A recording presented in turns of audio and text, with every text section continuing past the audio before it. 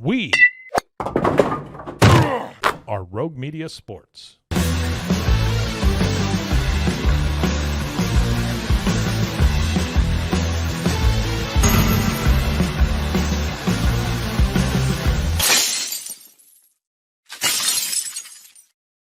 Finally here, we're back again. It's the Cam Show on Rogue Media Sports Network. I'm your host, Cam Stewart. Zach Burke keeping us on the air. We are live on YouTube, just as we are every weekday, high noon Eastern time. And then, of course, wherever you get your podcasts as well. On today's show, talking Boston sports, we are talking about the Patriots with the schedule out and why so many people just suddenly decide this is a 10-win team. In fact, some people in the know that cover this team think they're going to win 13 games. What? Let's break down why they might think that and why they're also crazy. Let's also talk about the Celtics. They kept their season alive, maybe just for one more game.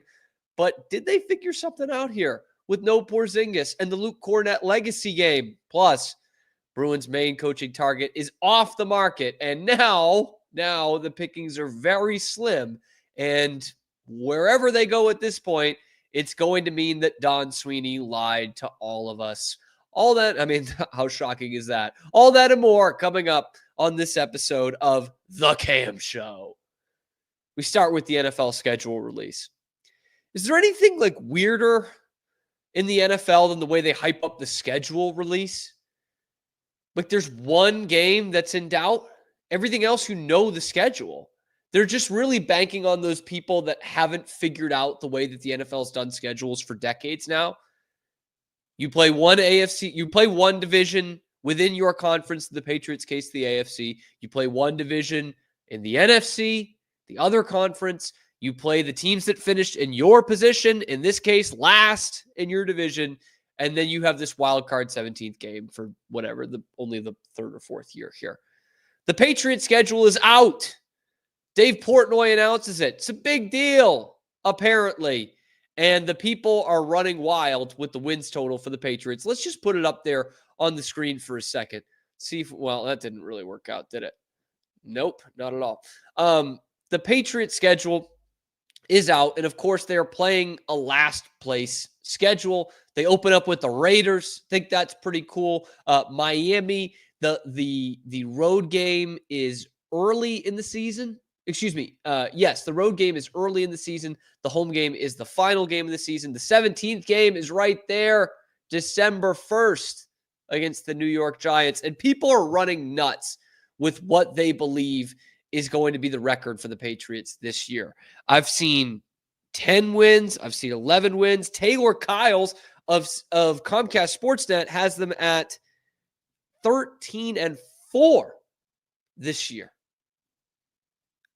Where is that coming from? You expect this team from 4-13 back-to-back years to just flip that and be 13-4.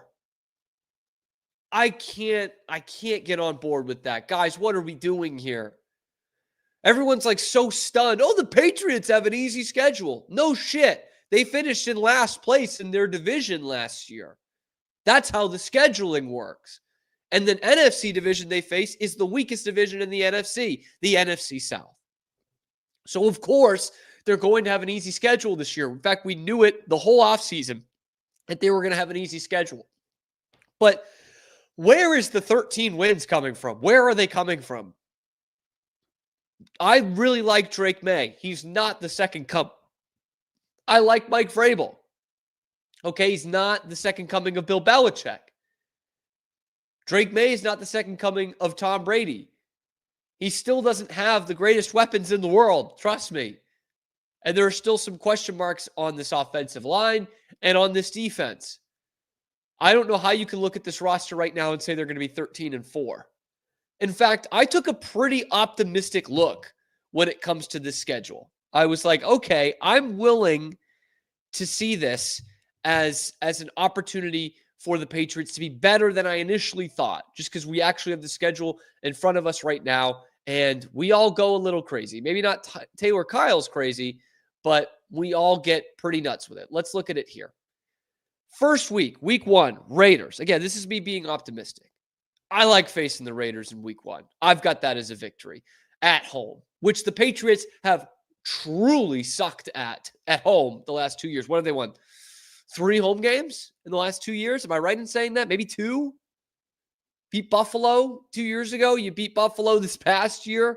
Both at home. You beat the Jets at home this year, if I'm not mistaken. So that's at least 3 home wins. At Miami, that's a loss. They never win in Miami, ever. Pittsburgh, this is an interesting one because Pittsburgh doesn't know who their quarterback is, and this is very early in the season. But that said, Pittsburgh still makes the playoffs every year. The Patriots used to own the Steelers. I don't know if that's still the case. They did beat them with a pretty bad team in 2023. I'm leaning towards Pittsburgh in this one, even though it's a home game.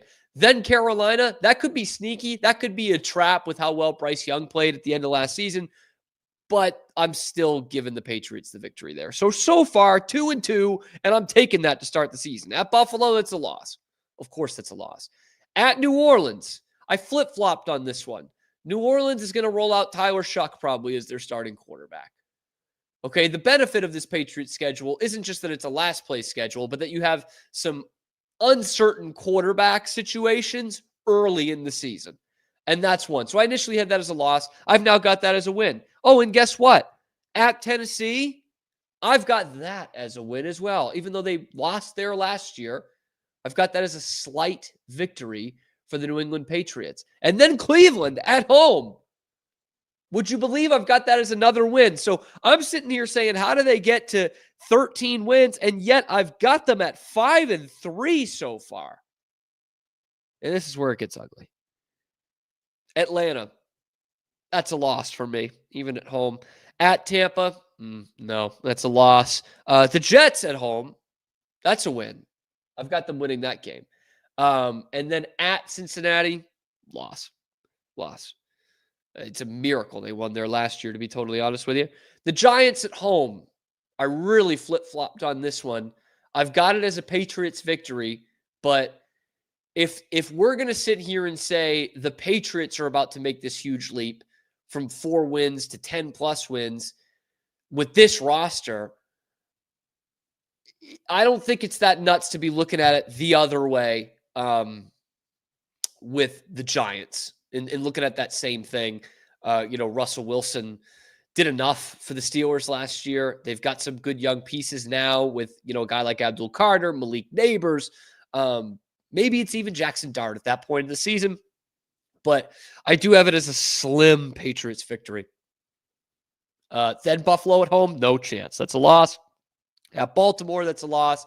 At the New York Jets, I am just being optimistic here. I'm going to say they'll beat the Jets twice. I don't believe in Justin Fields anymore, and I don't believe in the Jets facing the Patriots. And then the Dolphins, I've heard a lot about this game, how Mike McDaniel's teams really aren't very good at the end of the season, and they suck in cold weather. Now, those two things would point to a Patriots victory there. Now, that said, the last time the Patriots beat the Dolphins, Antonio Brown caught a touchdown from Tom Brady. Lest we forget, they don't fucking beat the Dolphins. They never beat the Dolphins, ever. So that is a loss. So even in my fully optimistic view of the Patriots schedule, I've got them at 9-8. And that should be celebrated at this point. It's not winning the Super Bowl, but you go from 4 wins in back-to-back years, so 8 wins in 2 years, to 9 wins in the next year, in 2025.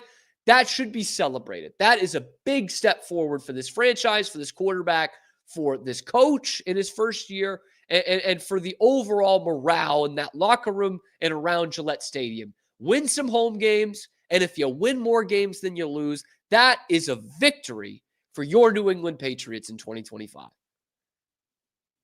And again, that's the optimistic view.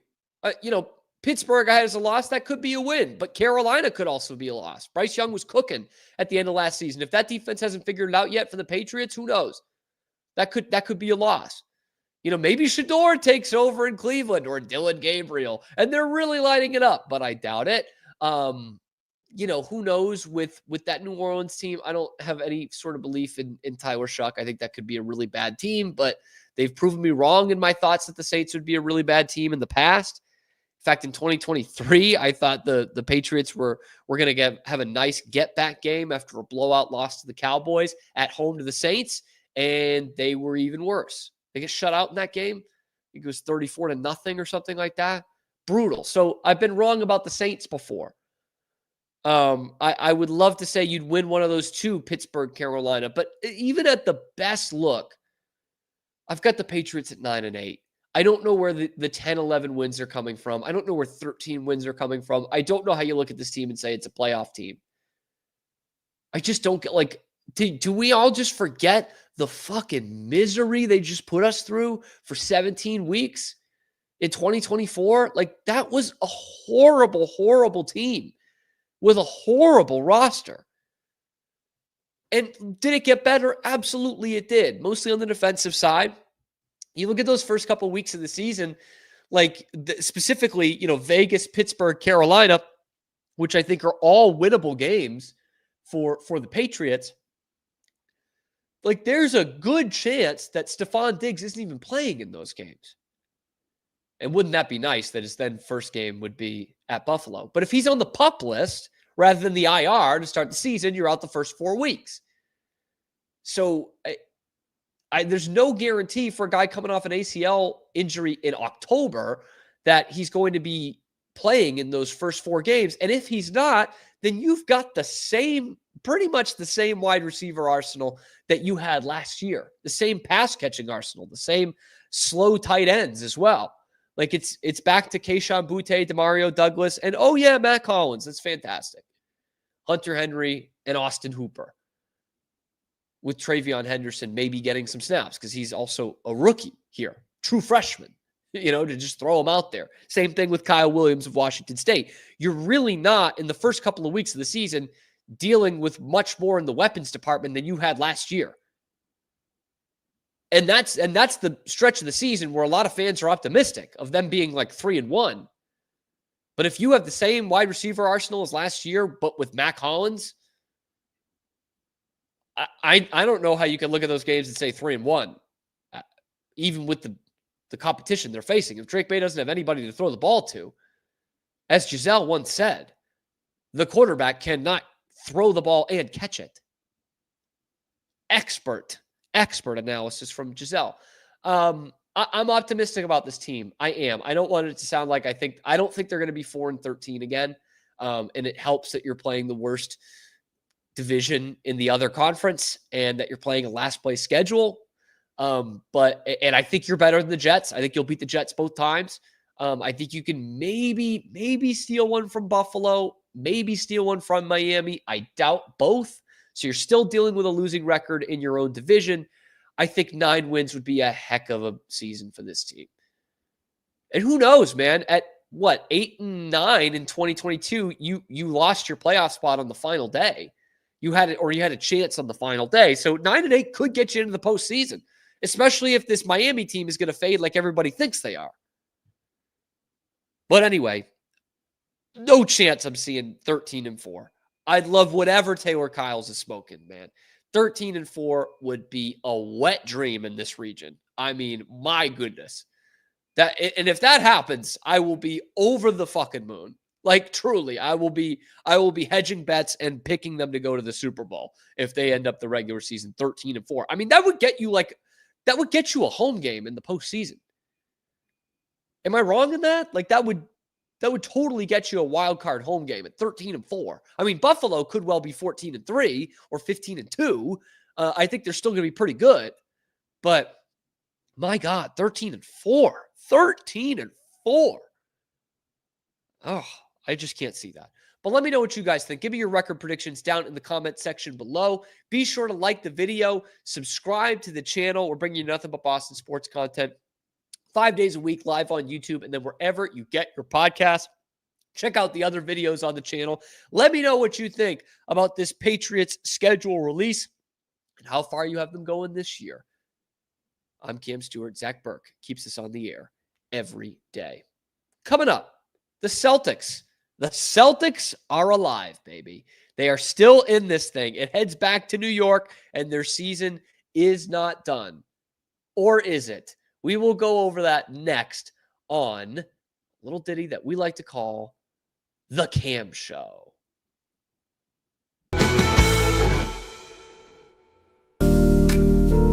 Experience the future of secure private cloud storage with Internex. Protect your files with end-to-end encryption, ensuring your data stays private and accessible only to you. Enjoy seamless, fast storage without compromising security. Visit Internex.com today and take control of your digital life. That's INTERNXT.com today. Elevate your experience with Grinco Science, the leaders in cutting-edge vaporizers. Whether you're at home or on the go, our sleek, powerful devices deliver smooth, consistent hits every time. Quality you can trust, innovation you can feel. Grinco Science. Take your vapor game to the next level. Visit us at GrincoScience.com.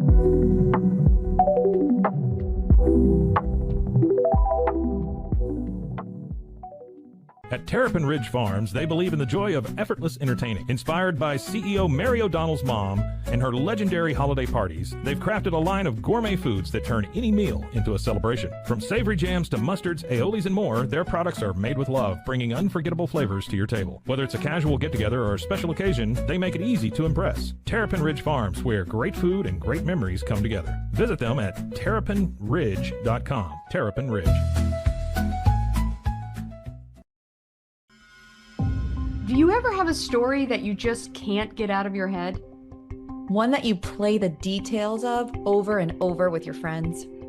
Well, you've come to the right place. I'm Claire. And I'm Susan. And this is Justice Pending, a weekly true crime podcast where we discuss tantalizing crimes with more questions than answers. Thanks for joining us.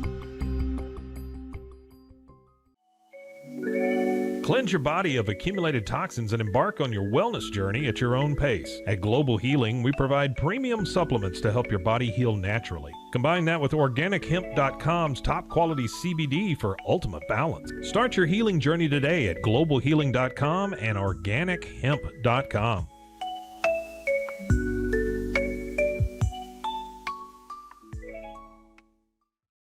Farmhounds offers natural treats and chews made with quality products that support family farms, regenerative agriculture, and humane farming practices. Give your dog the best with wholesome, organic ingredients that promote health and happiness. Shop now at farmhounds.com. It all began with a simple idea, cutting handles off old ski sticks to create better pull-up bars. This sparked the creation of the revolutionary Engels 90 handles. After testing over 70 prototypes with 300 athletes, our patented handles were launched in 2018. We continue to push the boundaries of strength training. Join us in making your training more natural and effective. Visit Engels90.com to learn more and revolutionize your workout. Ready to bring your vision to life? At Small Rig, every idea, design, and product is inspired by you, the creator. With our industry-first under co-design mode and the Dream Rig free customization project, we unite with global creators to turn big dreams into reality. Whether it's a cage rig or mount, Small Rig's versatile gear is built to elevate your craft. Small Rig, where your creativity meets our innovation. Go to smallrig.com.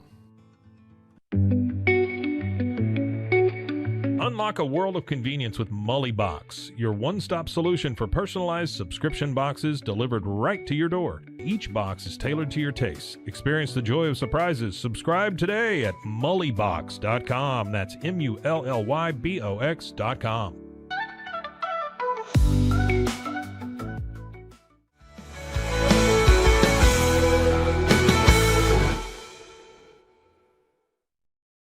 Back here on the Cam Show, Rogue Media Sports Network. Talking nothing but Boston sports. We're live on YouTube at high noon Eastern time, just as we are every weekday, same time, and then available wherever you get your podcasts as well. Talked about the Patriots schedule in the first segment of this, and we do have to get to the Celtics. I said the series was over with the Celtics. I don't think they're going to win, but they've got a lifeline here. Where were you for the Luke Cornett game? Where were you when Luke Cornett saved the Celtics season and saved their back-to-back title hopes against his former team. I mean, a very obviously necessary win for the Celtics last night, but what an emotional lift. Okay, they extend the series. It's going back to Madison Square Garden, the lesser of the two gardens, for Game 6 and a 3-2 series edge still on the Knicks side of things. But the Celtics showed some fight last night. Maybe it was the dead cat bounce. If you've ever played Kitten Cannon, you know, right? There's always a dead cat bounce. And when your star player is out, that there is still something that kind of gives you a lift. In this game, Jaylen Brown stepped up, by the way. I still don't think he's that guy for an entire season, but 26 points on 9 of 17. He hits 3 threes. He's plus 28 for the game. Like that was a good leading performance by Jaylen Brown. But the other two guys that stand out, of course, are Luke Kornet and Derek White. Luke Kornet, my God. I mean, how on earth is Joe Mazzulla going to roll out a starting lineup in Game 6 with the season on the line again that has Kristaps Porzingis in it and not Luke Kornet? This was a guy who was untouchable in the postseason last year. Could not play him in the playoffs. They wouldn't do it. If he was the last man on earth, they weren't going to play him in that NBA Finals. Got more of a role in the regular season this year and earned his time. And I think is a good matchup against the Knicks.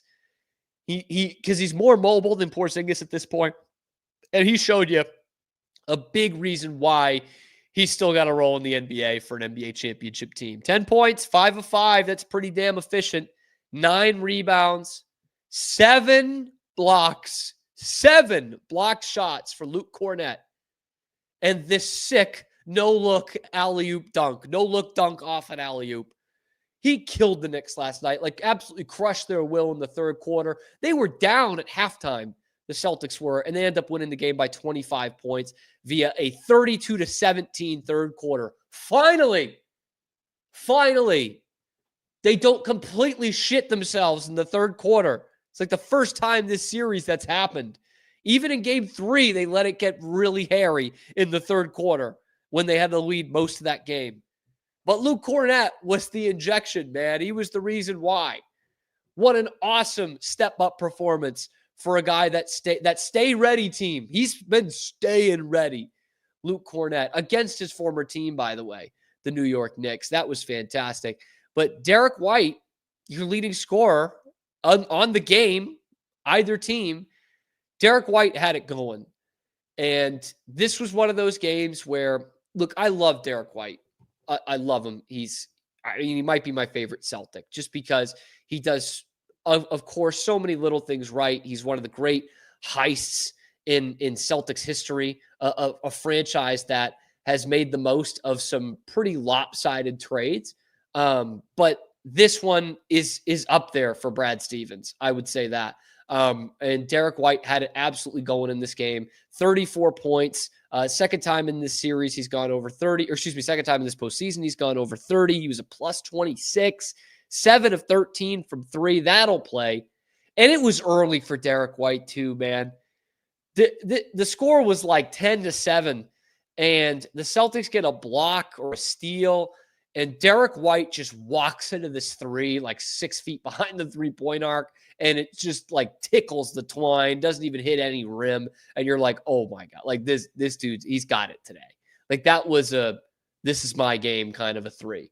So you get that from one of your role players like Derek White, and you get that from Luke Kornet from one of your bench players, whether it's Kornet or Peyton Pritchard or one of those guys. Sam Hauser can have a game like that where he can come in, give you double digits off the bench, and just give you a spark and an important part of the game. Then the Celtics could possibly win this series.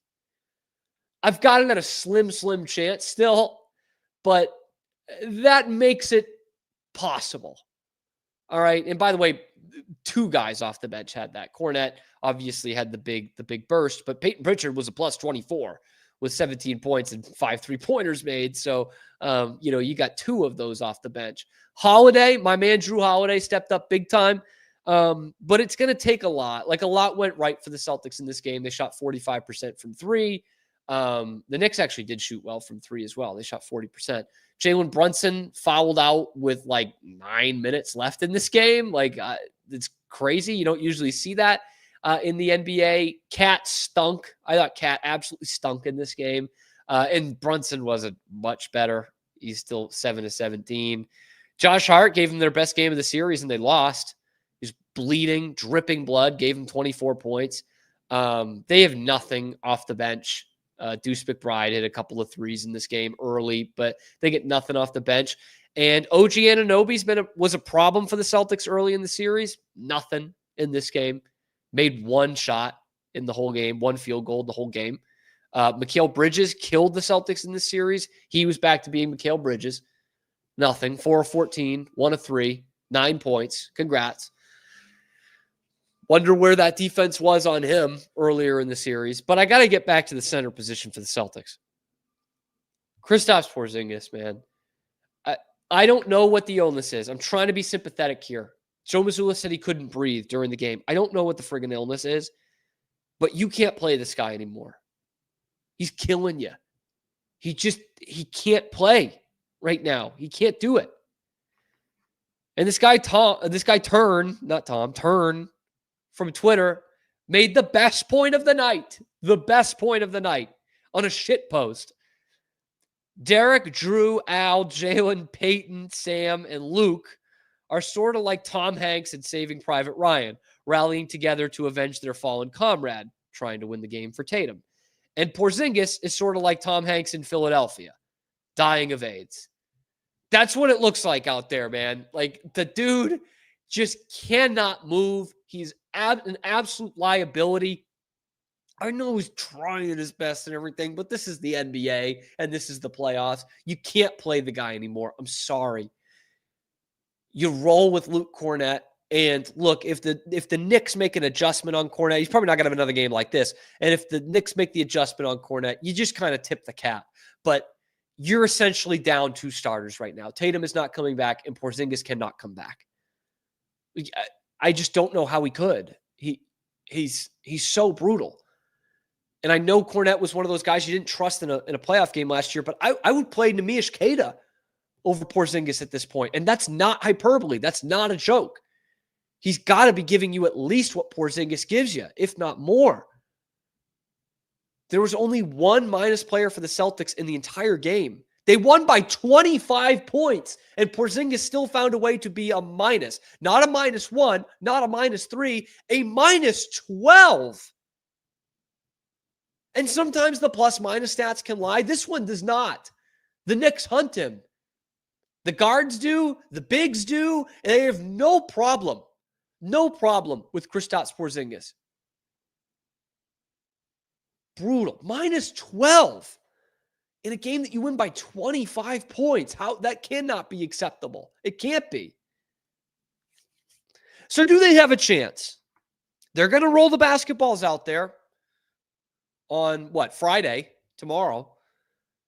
And it's going to be a big time event. It's going to be one of the biggest games in the history of Madison Square Garden for the Knicks, which is really saying something. It's been 26 years since they've been to the conference finals. Timothy Chalamet will be there. I got to give him credit. He actually went down to Boston. None of those other celebrity row pussies for the Knicks would do that. Ben Stiller doesn't do that. Jack Nicholson and Timothy Chalamet, they're the only 2 guys who would do it. Only 2. And so it's obviously the stars are going to be out. It's going to be $1,400 just to get into the building and sit in the balcony, which is about half the price that they would pay in rent in New York for a studio apartment. That's about the size of, 2 or 3 of those seats in the balcony, but it'll be packed out. There'll be a great atmosphere. That's what happens for a fan base that hasn't had anything real to cheer for in an entire generation, in a quarter century. I get it. Celtics fans, probably getting a little too mum to the moment. You go to the finals a lot. They're in the Eastern Conference Finals all the time. But this is going to be one of the most pivotal games in New York Knicks history. I don't expect them to take this lightly. I don't expect them to lay an egg. But by that same token, I don't think they laid an egg in this game. I think you got to give the Celtics some real credit in Game 5. Again, they were down at halftime. The Knicks were not. It's not like one of those where like the Celtics in Game 4 in Dallas last year, for example, in the finals, where they just didn't come out to play in Game 4. And they were like, yeah, we'll just win it at home. Like the Knicks came out to play in this one. The Knicks gave them a real shot here. Again, they shot well from 3. Brunson wasn't terrible. And Josh Hart, role player, although a starter, gave them their best game of the series. And they came up short, came up well short in the end. Luke Cornett is the guy that shuts them down. And Derek White has a big time game. As much as I love D. White, he doesn't usually do it 2 games in a row in the postseason. We'll see. Can they get it back to a Game 7 on Sunday? They sure as shit can. Will they? I don't know if I'd bet on it.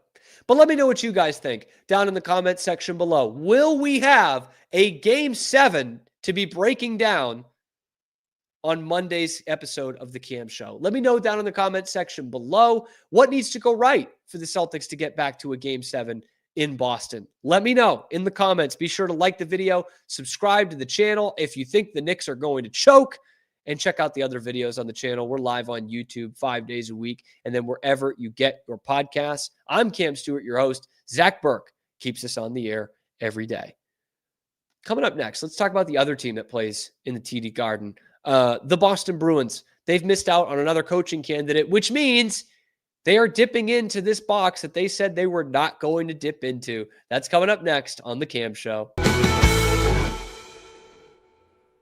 Shades is your trusted partner in stage lighting, offering a wide range of high-quality, innovative products since 2015. With designs that cater to all needs, fast delivery, and affordable prices, we provide exceptional customer service to ensure your satisfaction. With warehouses across the globe and sales in over 100 countries, Sheds is quickly becoming one of the most recognized names in the stage lighting industry. Visit shehds.com today to discover top-tier stage lighting solutions and become part of our global network. Introducing Muck-Off's classic pink bike cleaner, powered by revolutionary nanotechnology that breaks down dirt and grime on a microscopic level while protecting your bike's delicate finish.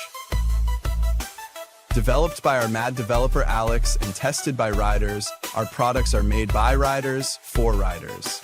Discover more at us.muc-off.com, where we break the mold to bring you the best in bike care.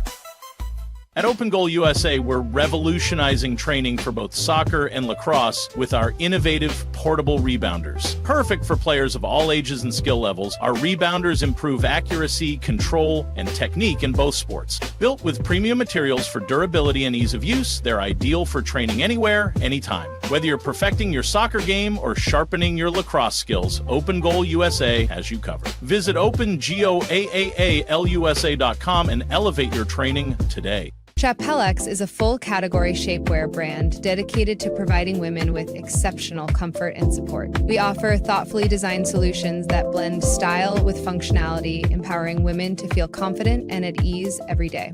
Chapellex is redefining what it means to have a perfect body. Our mission celebrates body positivity, embracing every shape and size, because true beauty lies in authenticity. Visit shapellx.com today and join a movement towards self-love, acceptance, and confidence. Indulge in Blum's luxurious Lotus flower rolls. The green Lotus roll bursts with a caramel apple flavor, while the blue Lotus roll offers a smooth berry cream sensation. With our Crush for Flavor technology, enjoy an instant burst of natural, intense flavor anytime you desire. Elevate your experience with the finest creations nature has to offer. Explore the full collection at blumleaf.com. That's BLUUMLEAF.com. Blumleaf. Golf Partner, the world's largest golf store network, offers more purchasing opportunities than anywhere else. With a dominant market share and a wider selection of quality secondhand golf clubs than our competitors, we make it easy for you to enjoy the game with affordable, top-quality equipment. Join us at golfpartnerusa.com and discover why we're the trusted choice for golf lovers worldwide. That's GOLFPARTNERUSA.com. Golf Partner. At Terrapin Ridge Farms, they believe in the joy of effortless entertaining. Inspired by CEO Mary O'Donnell's mom and her legendary holiday parties, they've crafted a line of gourmet foods that turn any meal into a celebration. From savory jams to mustards, aiolis, and more, their products are made with love, bringing unforgettable flavors to your table. Whether it's a casual get-together or a special occasion, they make it easy to impress. Terrapin Ridge Farms, where great food and great memories come together. Visit them at terrapinridge.com. Terrapin Ridge. Relax with Hemp Delicious. Organically grown hemp, massively blended with delicious organic herbs, responsibly sourced for their holistic benefits.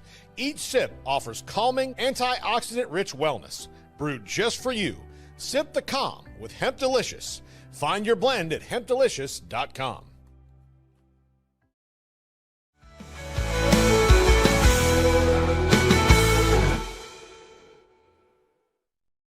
Coming back here on the Cam Show, I'm your host, Cam Stewart. Zach Burke keeps us on the air 5 days a week. We're live on YouTube and then available wherever you get your podcasts as well. Talking nothing but Boston sports here on YouTube and your podcast. We talked about the Patriots schedule and, of course, the Celtics making it a series again. 3-2 heading back to New York. Do they have a shot in hell? God, I hope so. I don't want to lose to the Knicks, but I've been mentally preparing for that for the last couple of days here. And it's obviously been a bad week for the Celtics overall. And you think it's been bad for them, lurking in the shadows. It's been pretty bad for the owners of that building, the Boston Bruins, as well. Coaching search not going according to plan, at least from a fan standpoint. But hey, who knows? Rick Tocchet is now the head coach of the Philadelphia Flyers. Not too much of a surprise. $5.5 million a year AAV. He's going to be making more than most of his players in AAV. And obviously a guy who played for the Flyers forever. One of those guys who was tabbed as a leading candidate for the Bruins job is now coaching the Flyers. Which means that no Rick Tocchet, no Joel Quenneville, no Mike Sullivan. The Bruins are really having to dig to get to their candidates now. And I go back to what Don Sweeney said at the end of the season, disastrous press conference. You know, in between them berating reporters and acting like the smartest people alive and denying the fact that they fucking suck at drafting and developing talent, even though everybody on the planet with a brain cell can see that they suck at drafting and developing talent. After all that, somewhere in the middle there, Don Sweeney talked about coaching candidates and what they're looking for in a coach. Said Joe Sacco is part of the coaching search, unfortunately. But also said they're looking for a guy who's coached in this league before, been a head coach in this league before, and has offensive innovation, offensive creativity. And when you look at like who's left here for the Bruins to actually go and get, the two names that are now being floated around quite a bit, if either of these two guys becomes the next Bruins head coach, that Don Sweeney has lied to you, or he's lied to himself. Either way, Don, we'll go with it. Because now Frank Saravalli is reporting the lead candidate for the Bruins after Rick Tocchet has been taken off the board is Jay Woodcroft, formerly of the Edmonton Oilers. Hasn't coached in a couple years here. Well, really a year and a half. Has been a head coach in the NHL before. That is true. One stop. He's been an assistant for a long time. Was an assistant. He was, I think, a video coach in Detroit. An assistant in Detroit, assistant in San Jose, was assistant at Edmonton for years, and then was elevated to the head coach job, took them to the Western Conference Final in 2022. In fact, his two playoff exits were both to the Stanley Cup champs. They lost to the Avs that year. They lost in the second round to the Knights. The next year, when the Knights won the Cup, that's been reversed here in 2025. And then you'll remember he was fired pretty early into the 23-24 season. The Oilers were having an awful start to the year. They were like 3-9-1 or something like that. And he was canned. They had had enough of Jay Woodcroft, this just lame duck, AI-generated coach. And now there is something to be said about coaches who have kind of a bounce in their second spot. Jim Montgomery certainly had that for a year in Boston. In his second stop, he had a pretty good run for a little bit. Joel Quenneville, same way, with Chicago. But if we're talking about offensive innovation offensive creativity, a guy who can unlock 5-on-5 offensive potential for this pretty lackluster Bruins roster, one that lacks any kind of firepower outside of David Pastrnak. I can't see that Jay Woodcroft is your guy. Like, if you needed to fire a coach because he couldn't get far enough with Connor McDavid and Leon Draisaitl, what makes you think he's going to do that with Morgan Geekie and Pavel Zacha and Marat Husnudinov playing alongside David Pastrnak? What makes you think he's going to do it with Elias Lindholm or Matt Poitras? He had 2 of the top 4 players on the planet Earth, like, as they enter their prime, and he couldn't get the most out of them, out of that team anyway. And meanwhile, the guy who's replaced him in Edmonton, Chris Knobloch, has been a genius. And he keeps plugging in these new moves, and they're working. They just knocked the shit out of Vegas in 5 games, and McDavid and Draisaitl didn't even take over. Like, it's been Adam Henrique with a couple of goals the other night. It's been Evander Kane. It's been all these other supporting guys that the replacement coach has been able to plug in and got them to the Stanley Cup final last year, and will probably get them to the Stanley Cup final again this year. And you want the sloppy seconds, Jay Woodcroft, the guy who couldn't get them there. The guy who had the 2 best forwards on the planet and was starting a season with 3 wins in his first 14 games. How is that better than Jim Montgomery? How is that better than Joe Sacco at that point? So, it doesn't... Well, the problems we had with Jim Montgomery were he didn't have a distinguished play style, or a play style that the GM agreed with anyway. So he couldn't call up or send down players. And at the end, he was lame duck. He just had the hands in the pocket, smirking, doing whatever, just kind of trying to look the part. Jay Woodcroft looks like a Sims character, man. Just like deer in the headlights, just no expression, no personality. That's the guy you want? But at least he has NHL head coaching experience, because that was apparently one of the 2 big criteria for Don Sweeney in this coaching search.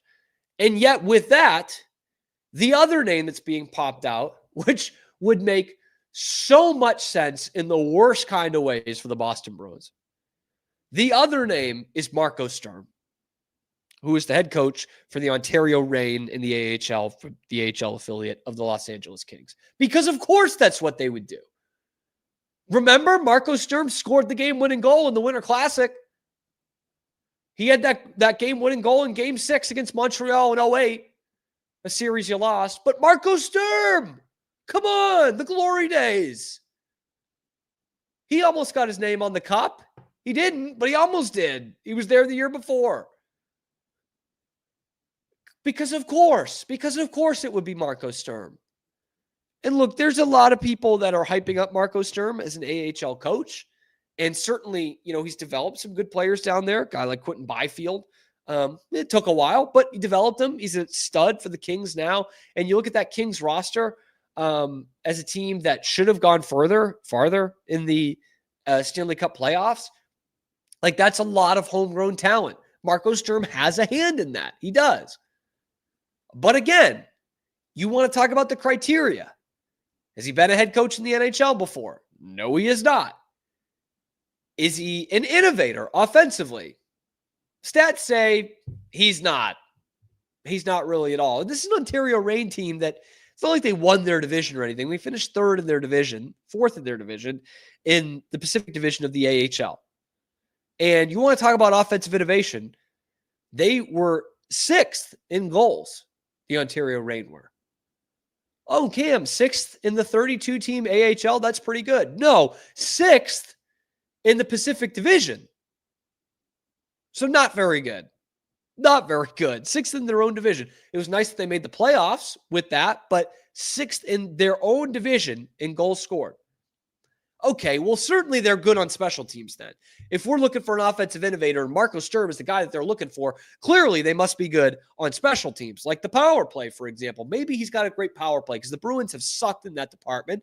Chris Kelly is awful with the clipboard. Don't know who let him cook. So maybe they must be good at this. Nope, you would be wrong again. 17% on the power play, which is second to last in their own division and 26th out of 32 teams in the AHL. So congrats, Don. You lied to us or you lied to yourself, because those are your coaching candidates right now. Or the assistant in Dallas, who, again, has not been a head coach anywhere. So maybe you can justify it, but you told us, the fans, who you fucking hate anyway, like clearly you hate, like everything you do is just a middle finger to this fan base, the paying customer. But you told the fans, head coaching experience, offensive innovation. And so for us, we're thinking, okay, Joel Quenneville, second all-time in wins. Bang. Mike Sullivan, 2 Stanley Cups as a head coach. Now we needed some generational forwards, Hall of Fame forwards, but I'll take the 2 Stanley Cups. Or how about Rick Tocchet and the way he turned around Vancouver before JT Miller and Elias Pettersson just ripped the locker room apart? Nope. When I say a guy with previous head coaching experience in the NHL and or offensive innovator, we're saying Jay Woodcroft and Marco Sturm. Just get ready. Just get your seatbelts on. Whoever this head coach hire is, it's going to suck. It's going to suck. And the epitome of this, and I should have got the video. This is on me. This is on me. I should have got the video for this. But my man Defumi on Twitter, who it does great Bruin stuff, puts a bunch of Bruin stuff out on YouTube, old games, stuff like that, highlights. He had the perfect analogy for it. It was that scene from The Simpsons, Mr. Burns and Smithers. And he said, this is how the Bruins coaching search goes, because there's a reason they didn't get Mike Sullivan, and there's a reason they didn't get Rick Tocchet. And it wasn't because of a fit with the team and fit with the organization. That's not why. It's this scene where Burns is telling Smithers, we've got to lay off some people. We just didn't have a good year financially.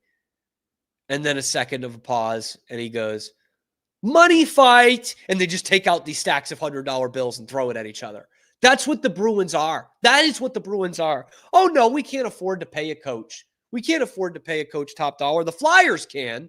They don't ever make the playoffs.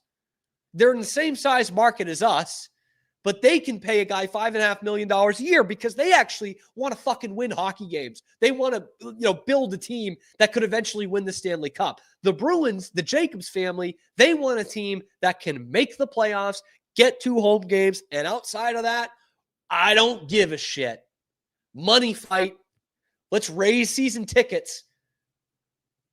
This organization is such a joke. And you see it coming from a mile away. There was, in hindsight, there was not a chance in the world they were going to hire Rick Tocchet or Mike Sullivan, because they were going to cost too much.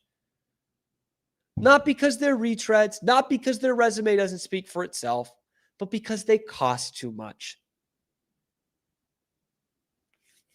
This is an organization that is not committed to spending the money it needs to win in this league. And that's embarrassing. So Don Sweeney, you did it again. You flipped us all the double bird. You lied to us. You lied to yourself. Either way, we're stuck in the mud because of it. Let me know what you guys think in the comments below. What is the reason for this piss poor Bruins coaching search? And who do you want to be the next coach of the Boston Bruins? Let me know in the comments.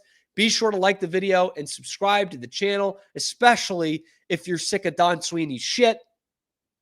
And of course, join us live on YouTube every weekday, high noon Eastern time, and then wherever you get your podcast. Check out the other videos on the channel, talking Bruins and everything else going on in Boston sports. And we will see you tomorrow on another episode of a little ditty that we like to call The Cam Show.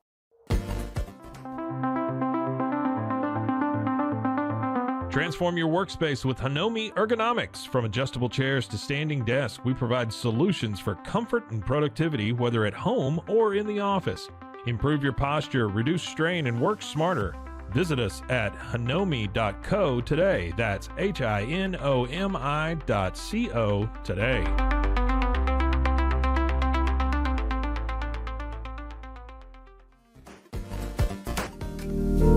Experience the future of secure private cloud storage with Internix. Protect your files with end-to-end encryption, ensuring your data stays private and accessible only to you. Enjoy seamless, fast storage without compromising security. Visit Internix.com today and take control of your digital life. That's INTERNXT.com today.